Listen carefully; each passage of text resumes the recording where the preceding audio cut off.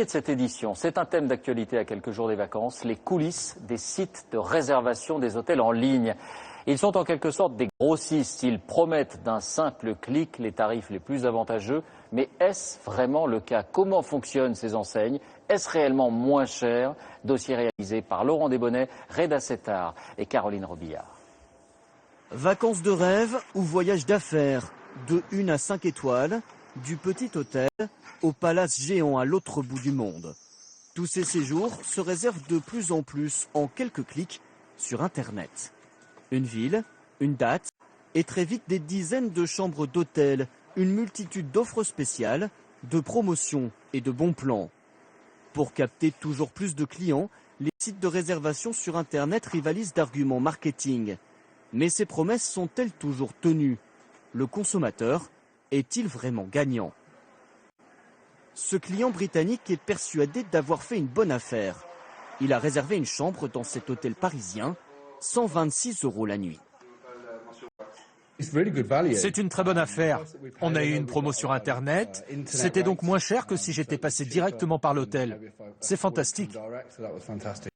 Un touriste ravi, mais ce qu'il ignore, c'est qu'il a payé le prix standard. Car même sur Internet, c'est l'hôtelier qui fixe ses tarifs.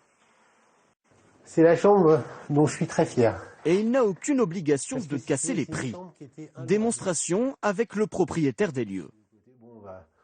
Ici, vous avez le nombre de chambres et en dessous, vous avez le tarif. Un planning sur lequel il détermine librement l'offre qu'il propose sur un grand site de réservation. Et il n'a aucune contrainte. Si l'hôtelier le souhaite, il peut même augmenter ses prix.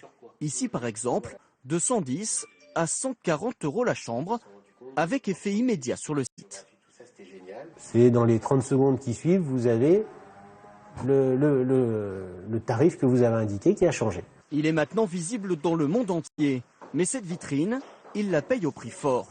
Sur chaque chambre réservée sur Internet, il doit payer une commission au site. Vous êtes mieux positionné, donc vous avez plus de visibilité, donc vous avez en général plus de visites. En contrepartie, vous payez plus cher. Et vous, c'est combien à peu près? Voilà, moi, ça se situe entre 17 et 24%. Un pourcentage énorme. Pour lui, ça représente 10 000 € de commission tous les mois. Une somme qui part dans les caisses de cette multinationale, le site leader du secteur.